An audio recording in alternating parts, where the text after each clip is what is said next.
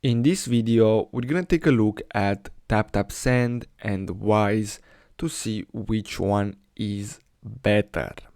So if we go to TAPTAP Send, we can see that we can transfer money from these countries here. So we have the list to these countries down here.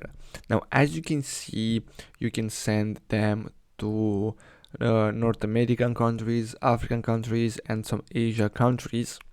So if you want to send money fast, you could use TapTap Send, but I recommend you to go with Wise because lower fees and overall it's a better app because you can basically create debit cards, and as you can see, it's available in all countries. You have over 23 currencies and you can do more stuff with Wise.